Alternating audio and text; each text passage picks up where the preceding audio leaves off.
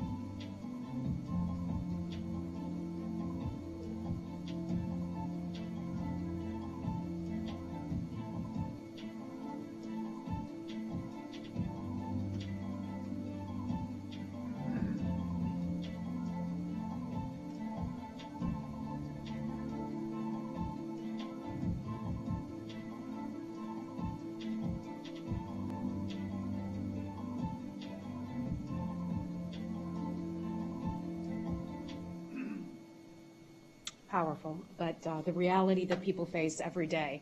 I'd also like to welcome the members of the Iranian diaspora community who've joined us here today and recognize your contributions. As nations from around the world gather this week, I'd like to highlight the plight of more than 800 prisoners of conscience who are still languishing in Iranian prisons for exercising their universal human rights and their religious freedoms.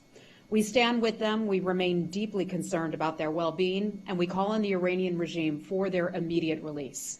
More than 20 protesters were killed and 5,000 arrested during the brutal government crackdowns on nationwide protests beginning in December 2017. Hundreds more have been arrested throughout the year.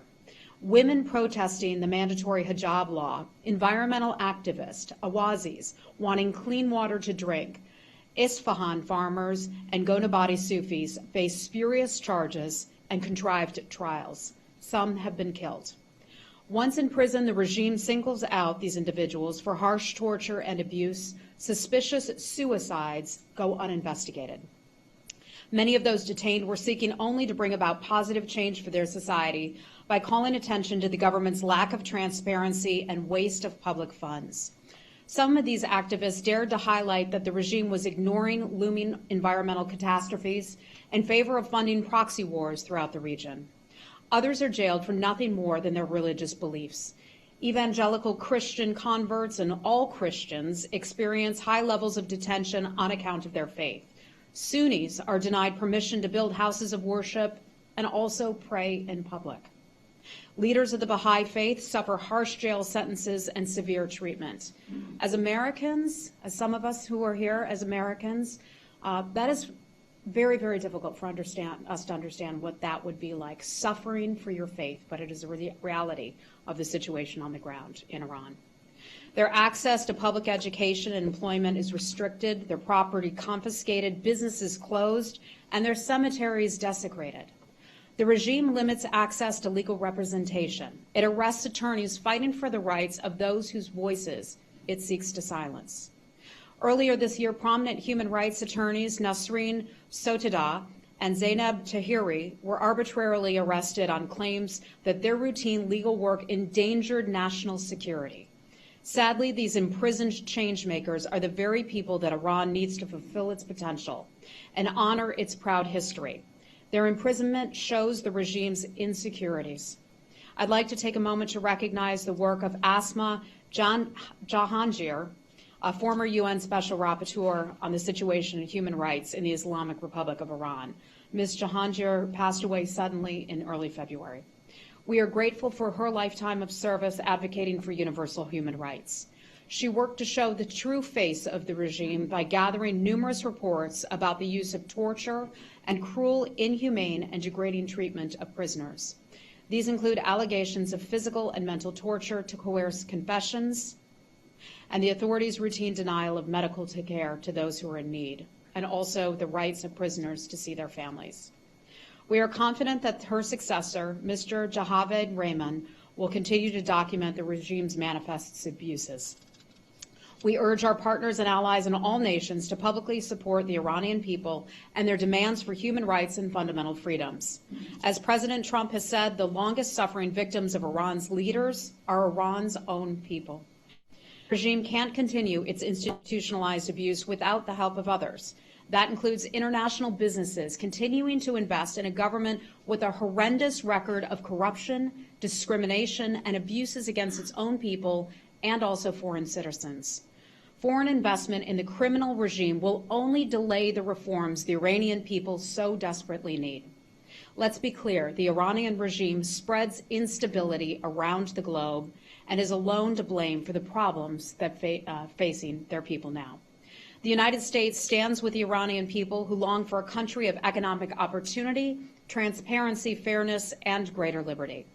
I would like to introduce Ahmed Batabi and Mohsen Saeghirza. Ahmed is here today. Ahmed, are you here? Sir, welcome. Thank you so much for being here. Ahmed was jailed in Iran after there was a photo that you had taken. It was published on the cover of The Economist magazine back in 1999, protesting the regime. He was sentenced to 15 years in prison during a secret trial for creating street unrest. That's what you were accused of, for a photograph that ran on the cover of The Economist. While on furlough for medical treatment, he fled from Iran to Iraq in 2008 and was eventually granted asylum in the United States. And he would like to share his story with you, and we are so proud to have you here. My understanding is that some of my colleagues from the State Department and a prior administration, during the Bush administration, had helped facilitate your eventually coming to the United States. And I know they're looking forward to reuniting with you today and over the next few days. So we're tremendously proud to have you here. Mohsen, I just mentioned, is an Iranian journalist and a pro-democracy political activist. Are you here, Mohsen? Thank you, sir. Thank you. Welcome as well. We're proud to have you here. He served as an elected official until his pro-democracy views got him banned from public office by the regime back in 2001. He was arrested in 2003 and served several months in jail. Upon his release, he fled to the United Kingdom and eventually to the United States. Please join me in welcoming Ahmed and Mohsen.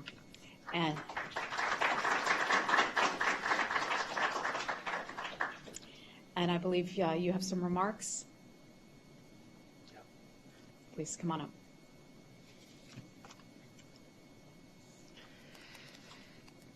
Hello, everybody. My name is Mohsen Saeghirza. I have come a long way from Neaufle-Château, France, accompanying Ayatollah Khomeini victory flight to Tehran in 1979 to here in New York in 2018.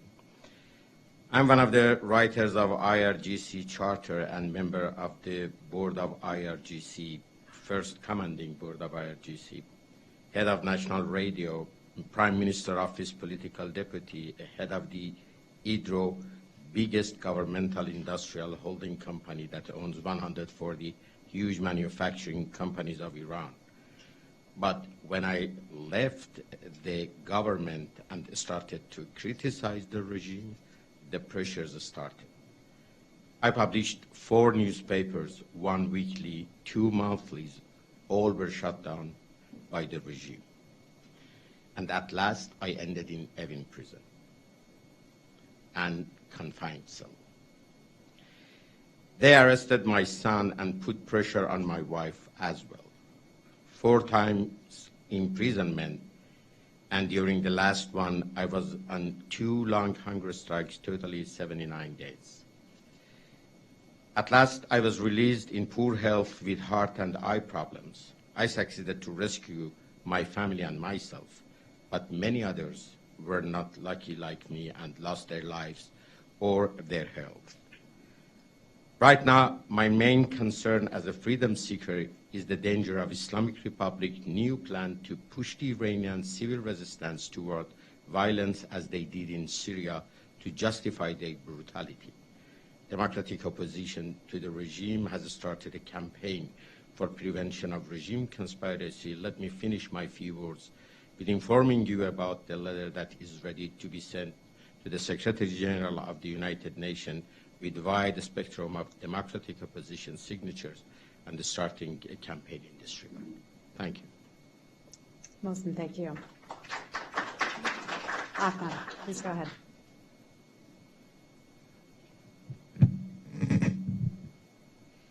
Good morning, ladies and gentlemen. My name is Ahmad Batebi, journalist and former political prisoner. 1999, when I was a student, Iran government shut down a newspaper, and students came, thank you, out of the university to support the newspaper. And IRGC forces, police, and some government supporters attacked two students and dormitory and killed some of them, and government sent a big group of students to the jail, include me. In the jail, after a few weeks, interrogators show me a picture of me with a bloody T-shirt in front of the Economist magazine. And they said that you, by this picture, show a bad image of our government to the world, and we are representative of God on the earth. So you show a bad image of God to the world. That's why they gave me capital punishment.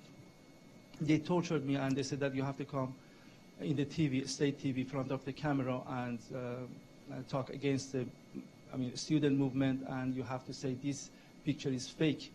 It's animal blood. And I got money from US government and Israel to make this fake picture. I didn't actually. I had this chance. I escaped from prison.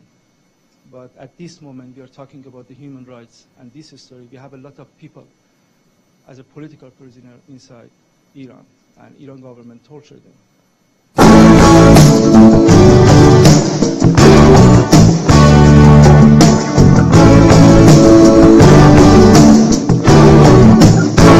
Got out of town. I really appreciate it.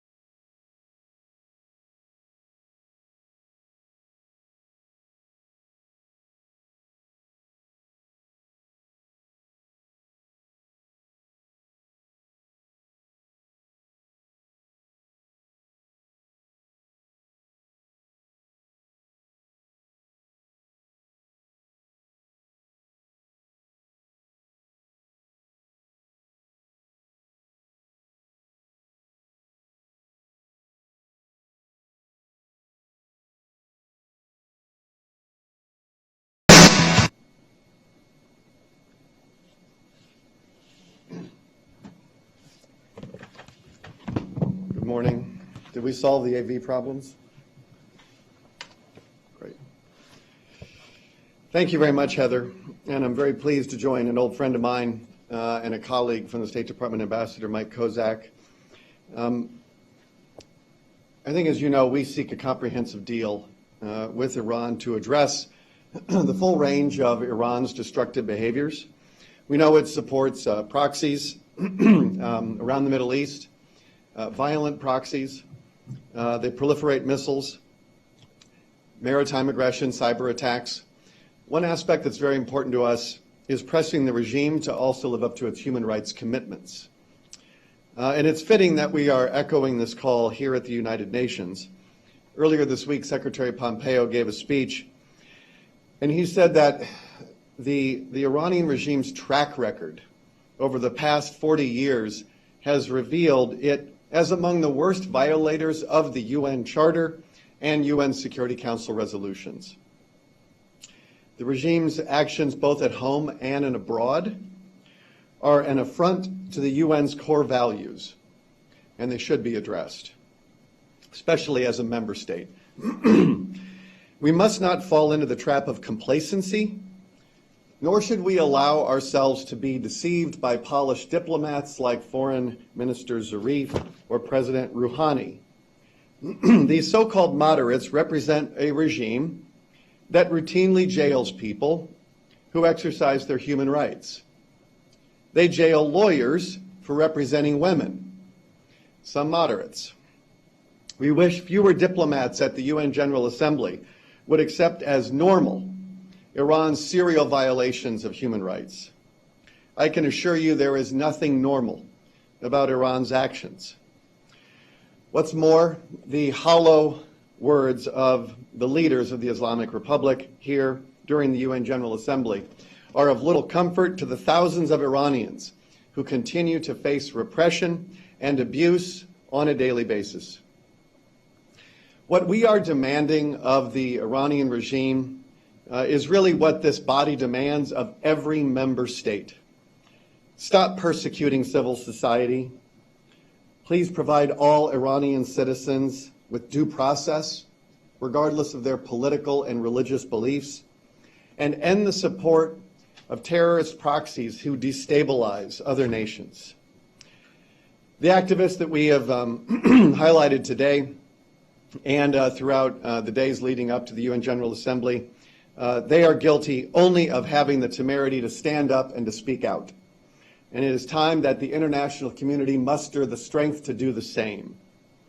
And so to all of these courageous Iranians who are languishing in prison, please be certain that the United States stands with you. And I encourage everyone to visit the State Department's website. We have published a report this week. The Secretary of State rolled it out a couple of days ago. It's titled Outlaw Regime, chronicling a chronicle of Iran's destructive activities. And if you look at Chapter 6, it is on human rights abuses in Tehran. And here is the photo we have inside and on the cover of a university student in Iran who is being gassed with a smoke grenade. And so we talk here about the targeting of religious minorities, the atrocities abroad, the repressions on very basic freedoms.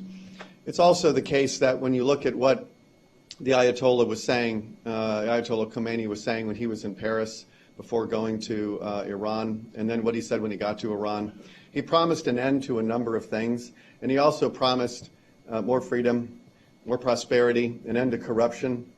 And we have had 39 years of failed promises. They have not delivered, this regime has not delivered on the promises of the revolution.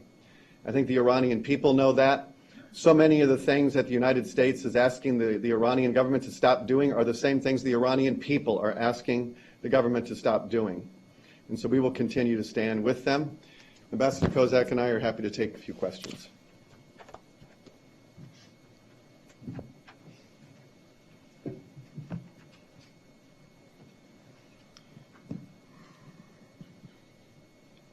Hi, everybody. Welcome. We're going to start with members of the media. If you have a question, we'll bring it up. One moment. Yep. I'm going to welcome back Undersecretary Nauert to the stage for one moment.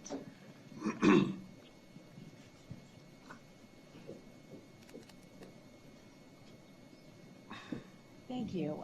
Gentlemen, before you start taking questions, I would like to invite Ahmed to come back and join us.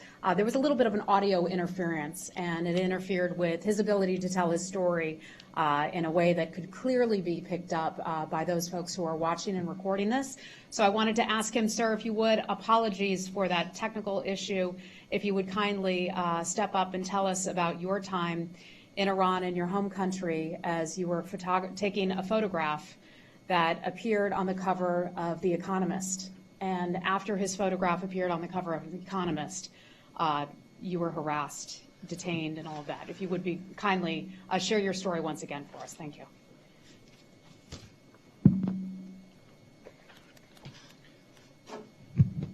Thank you. Good morning again. My name is Ahmad Batabi, journalist and former political prisoner. Is it good? There you go. Okay, perfect. Sure.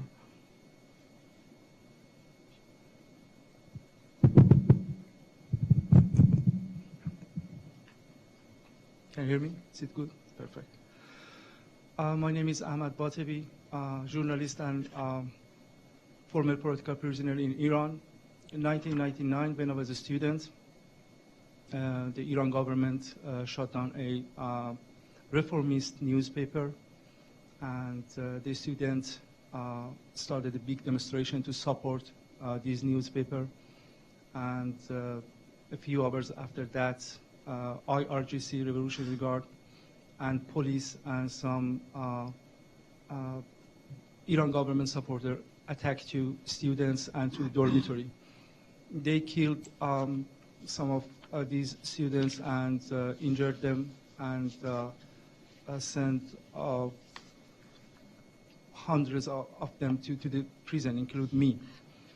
And in the prison, after a few weeks, interrogators show me a picture front of the Economist magazine, and with a bloody T-shirt of a student has been injured by a Revolutionary Guard. And they said that by this picture, you show a bad image of our government to the world, and we are a representative of God, Allah on the earth.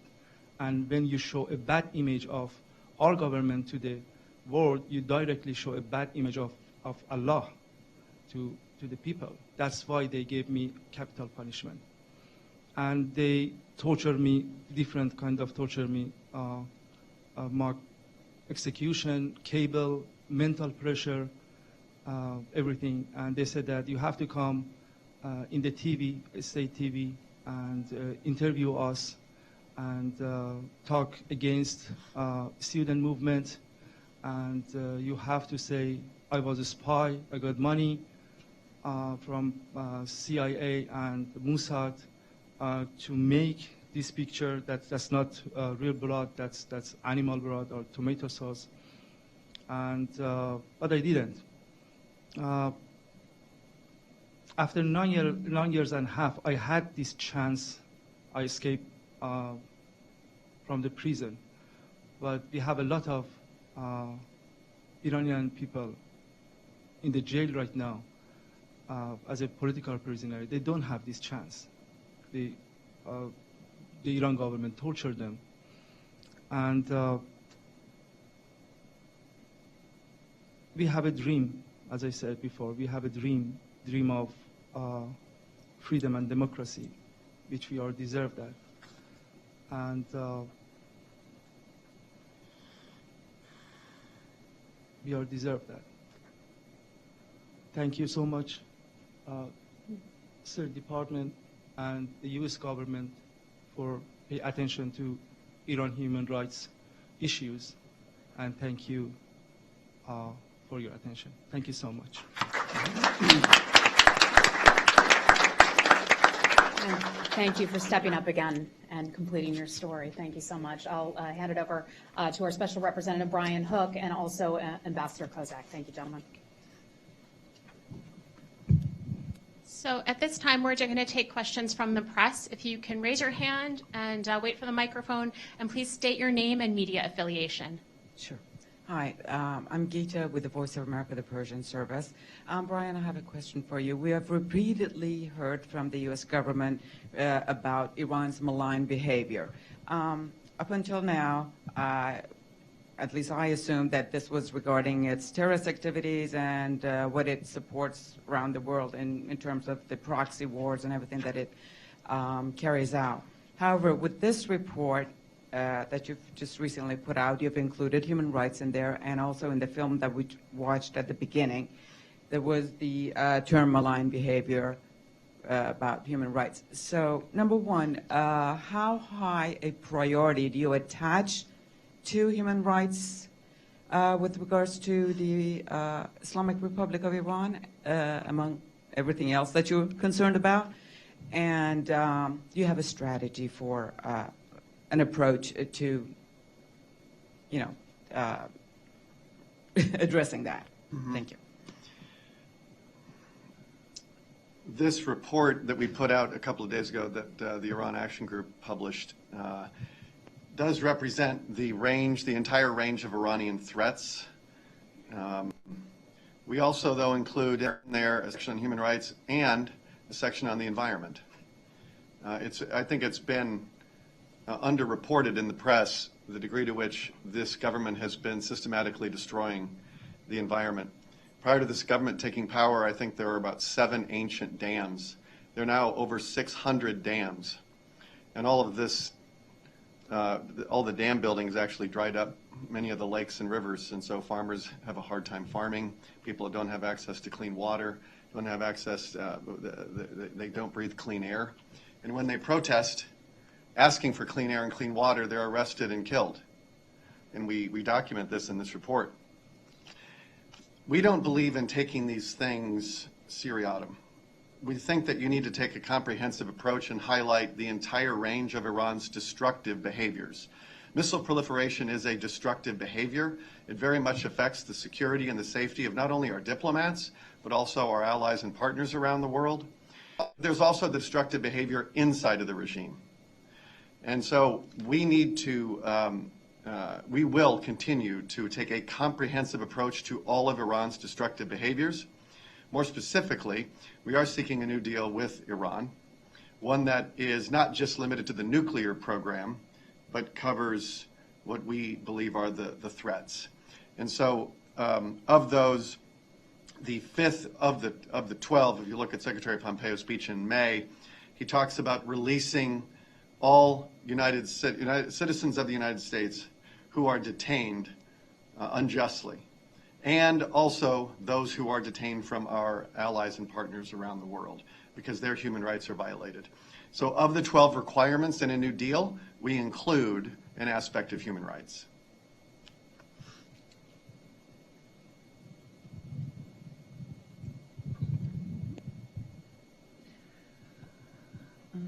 This question is to both of you.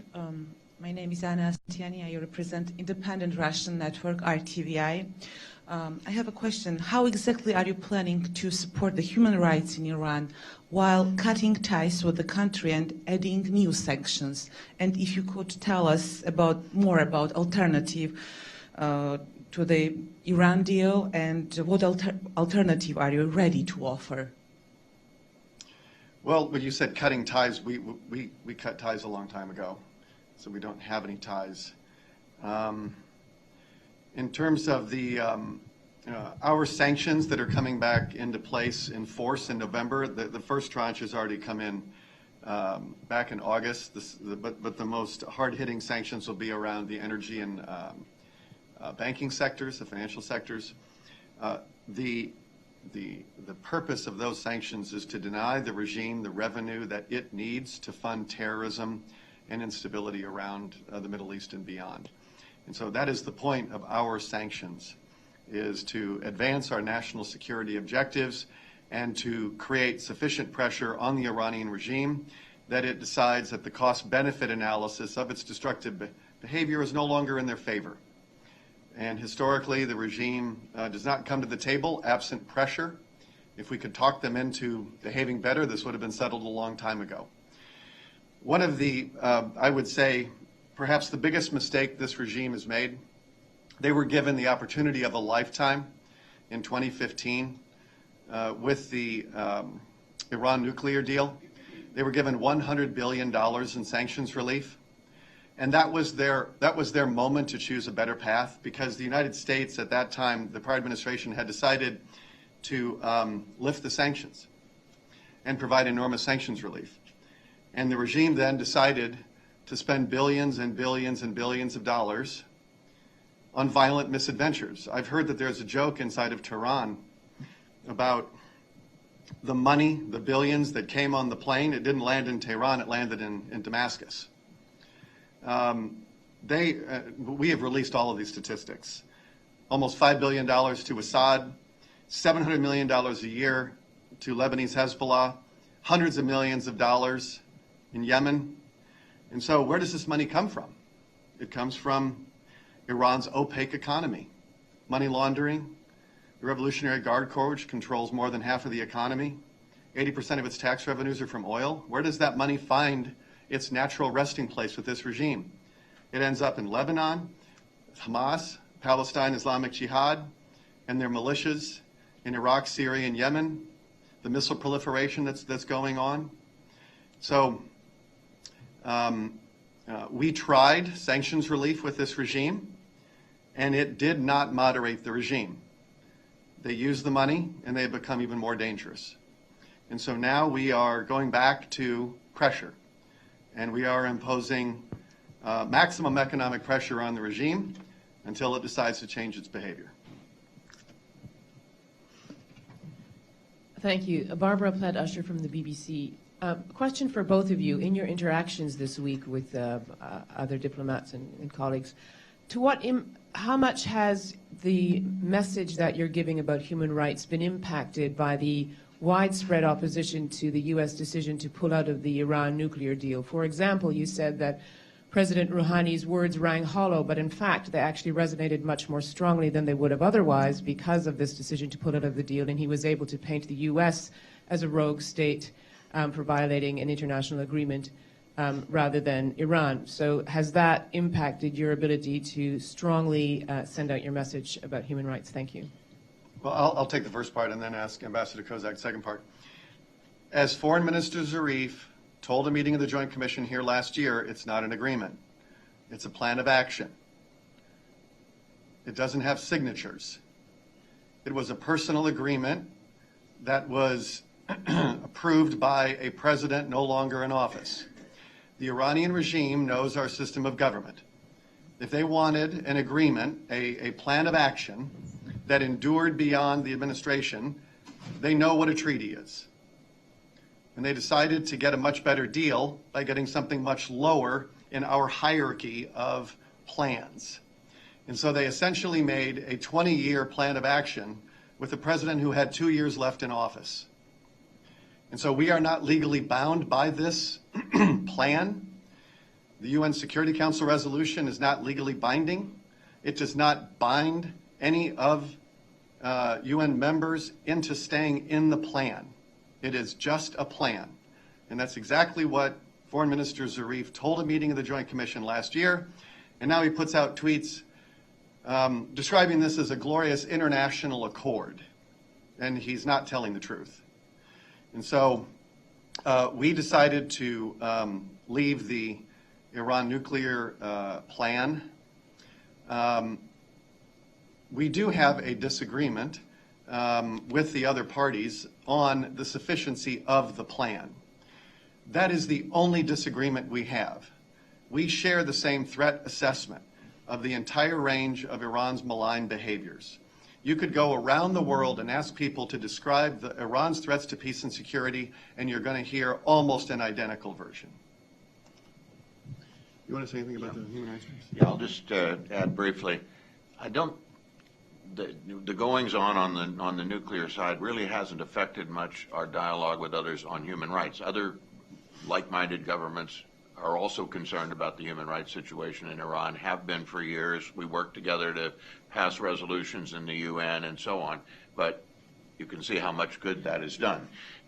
So I think what's different here is that we're putting some teeth behind the human rights factor, as well as the other bad behaviors of Iran. So, others have the same goals in that area as we do. We've not had a tool to achieve that goal up until now, and hopefully this will add some additional leverage that maybe will make the government be a little more serious about when we all come to them and talk about their human rights problems. Let me mention one other thing, which Mike makes a good point. In 2009, when the last administration had its eyes on a deal, during the Green Revolution, they sided with the regime, and in the first few weeks, they were silent. And what we've seen is during the period of negotiating the Iran deal, Western nations tolerated a lot of bad behavior to get the deal, and they have tolerated much worse behavior since the deal has been signed.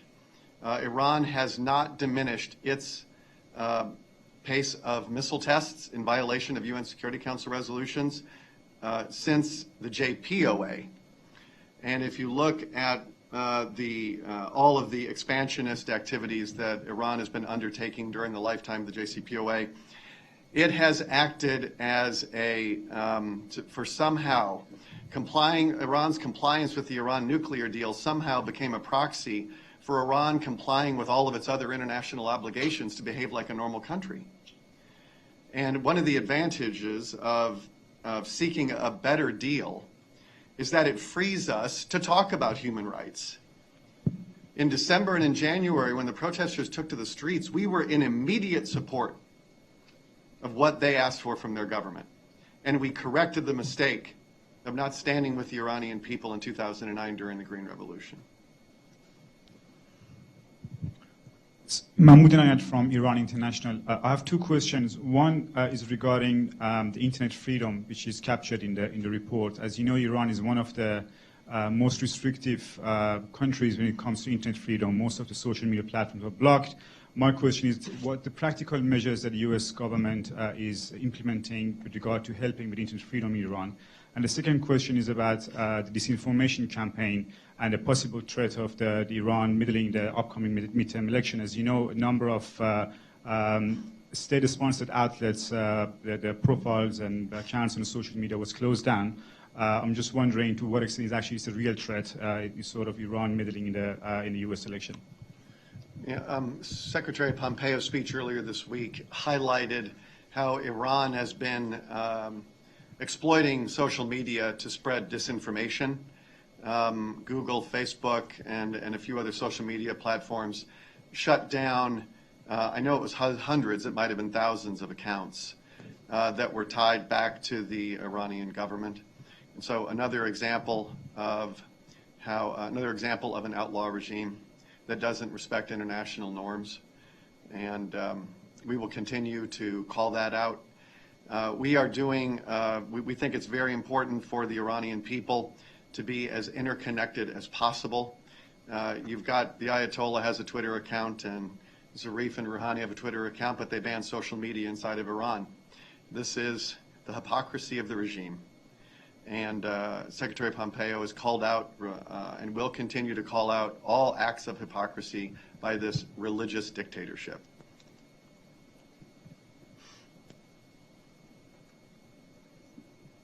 Hi, Kevin Princik with the Yomiuri Shimbun. My question is, what are you doing for the human rights or for the people of Iran? When you talked about Secretary Pompeo's remarks, you talked about freeing American or allies prisoners. What about the Iranian prisoners?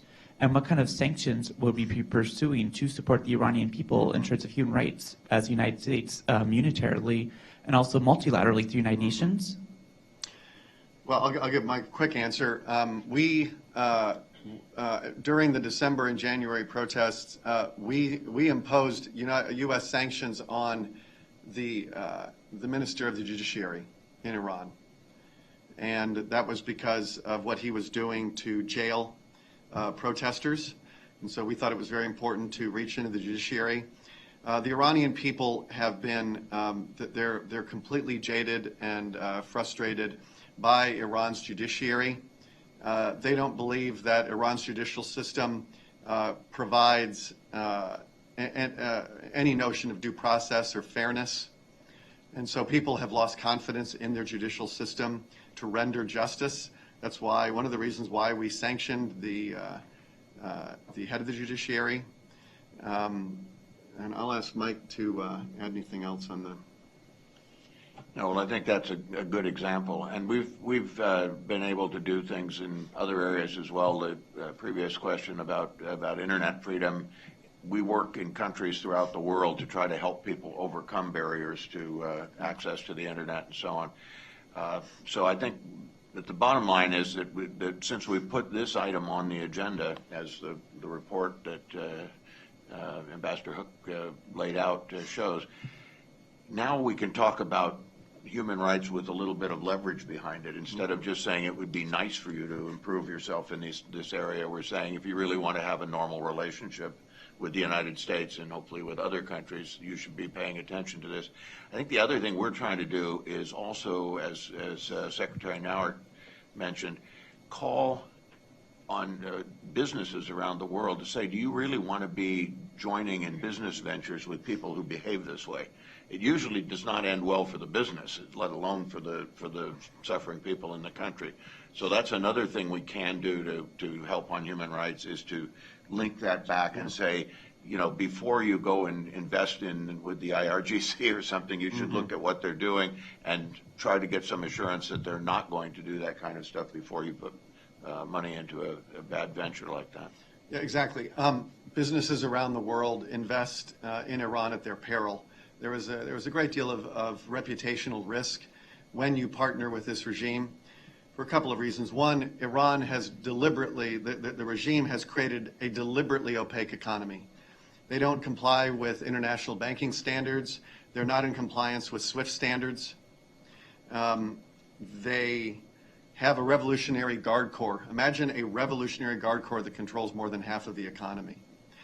And when you do business in Iran, you never know if you are supporting business or terrorism. And when you do business with this regime, you are supporting a regime that gives money to Assad, who then uses that money to gas his own people and use chemical weapons. And so businesses need to understand that if they want to make a contribution to national security, they should stop foreign direct investment in that country.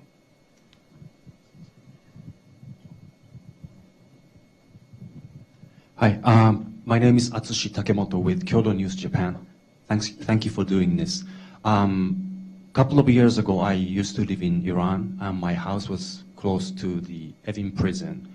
And during my stay, I met lots of Iranian citizens who paid big respect to American culture, American values. And those are the people who are actually suffering from sanction on the ground. So my question is on the Iran Action Group. So are you, other than putting pressure on the regime, are you trying to communicate, or are you trying to promote communication with the Iranian citizens, not the regime? Yes, of course. And understand something.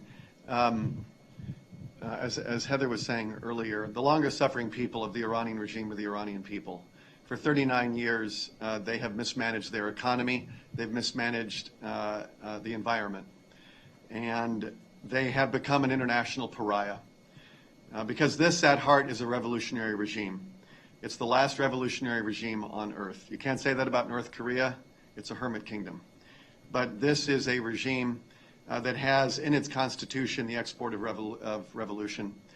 And so what we have been saying is it's important that the Iranian people understand that we have exemptions in our sanctions regime that provide for food, medicine, medical devices that will be very robustly implemented.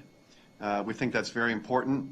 But the suffering that the Iranian people are going through economically with the collapse of the rial, the high unemployment, especially high youth unemployment, is a consequence of a regime that has been robbing its citizens for many decades. And they spend that money on revolution outside of its borders. And so our message to the Iranian people is that we support your demands on the regime. Many of them are the same demands that we have. And this will be the last question. Thank you. Hatim El-Gamasi from NewEgypt.tv. Ambassador Hoki just mentioned sanctions did not moderate the regime of Iran. What else could be done to pressure the regime to improve their human rights record? Also about doing business with Iran, some of the United States key allies in the area, such as Qatar, enjoy excellent relation either with military cooperation or economic with Iran. Doesn't this concern the United States? Thank you, sir. On the, what was the first part of the question? What else could be done besides sanctions? Oh, pressure. Well, what we have is we are, our Defense Department is trying is doing its best to restore deterrence against missile proliferation, against terrorist attacks. A lot of our diplomacy in Syria under Ambassador Jeffrey, a lot of his diplomacy is focused on a political track that ensures that all forces under Iranian control have left Syria. Iran has about 2,500 soldiers from the IRGC and the Quds Force, and they also manage 10,000 Shia fighters. And we will be denying reconstruction assistance to territories held by Assad until we achieve our goal of removing forces under Iranian control from Syria. We also are working very closely in government formation in Iraq. Our ambassador in Baghdad is working very hard on that. We are doing what we can to interdict weapons shipments to Yemen. We have had some success with that. Ambassador Haley has been to the Defense Department to show the range of Iranian hardware that we have picked up on the battlefield. These are missiles, drones, AK-47s, whole grenades. I've seen it all. And what's remarkable now is that when you see like the Qayyam-2 missile and the missile that actually was shot from Yemen and landed right on the margins of the Riyadh International Airport, you can see on the tail fin clear markings of Shahid Bughari Industries, which manufactures missiles in Iran. We have another missile that we recently interdicted with our partners in the region that's on display. It's in pristine condition. You can see all the markings in Farsi. They're really doing this quite brazenly. And so this is why our message is we really need to restore deterrence. That's the deterrence side. The diplomatic side is putting in place maximum economic pressure. The sanctions regime that brought Iran to the table for the JCPOA, the Iran nuclear deal, started in 2006 in the UN Security Council, where the IAEA reported Iran's nuclear program to the Council because they could not verify that it was a peaceful nuclear program. And so then we started, first one was Resolution 1696. Then we started passing Chapter 7 resolutions under 1737, 1747. And what followed were a series of resolutions that continued through the Obama years, putting pressure on the regime. That then brought them to the table. It will be much easier for us to restore pressure than it was back in 2006. And so our sanctions are going to be reimposed. It will be maximum economic pressure to deny the regime the revenues it needs to conduct terrorism, but also to create leverage for us to achieve a comprehensive deal that we're seeking. Mike, want to add anything? Yeah, I think we too often on human rights issues with other countries get focused on one particular tool or another. I mean, the reason these countries have human rights problems is it's deliberate, as we've outlined today. They don't want to change that. So you have to put something in place that's going to make them have to come and make a deal with you to change it. And it's the whole range of pressures, and it's the range of isolation from the normal world that I think eventually will bring a regime like this to the table, because at some point they do have to be able to get revenue and be able to trade. And if you can say that's not going to happen until you make some progress on these points, eventually you get there. But we get too often very focused on, well, this sanction didn't work in this case, so we shouldn't do that anymore. And it doesn't work that way. It's what collectively puts them under enough pressure to say, okay, I really don't want to have to stop repressing my people, but I guess I'm going to have to in order to be able to get what I want on the economic side. Ambassador Kozak has a distinguished history of advancing human rights, and he and I have had a lot of conversations over the years about how do you go about that. And we think that the biggest mistake you can make is to separate human rights from everything else. When you do that, as other administrations in the past have done, you end up not making much progress on your national security objectives, and you make even less progress on human rights. We believe in taking a comprehensive approach to these things. So that's why when the President addresses the UN General Assembly and he talks about the range of threats that Iran presents to peace and security, he also talks about standing with the Iranian people and highlighting the abuses this regime has committed. These things have to travel arm in arm. And that is the most effective diplomacy if you want to actually make progress on human rights. I'm so sorry. That takes us to the end of our press conference. Thank you all for coming. This concludes the press portion of the program. There'll be other opportunities to engage our speakers. Ambassador Kozak, Special Representative Hook, thank you very much. Great. Thank you.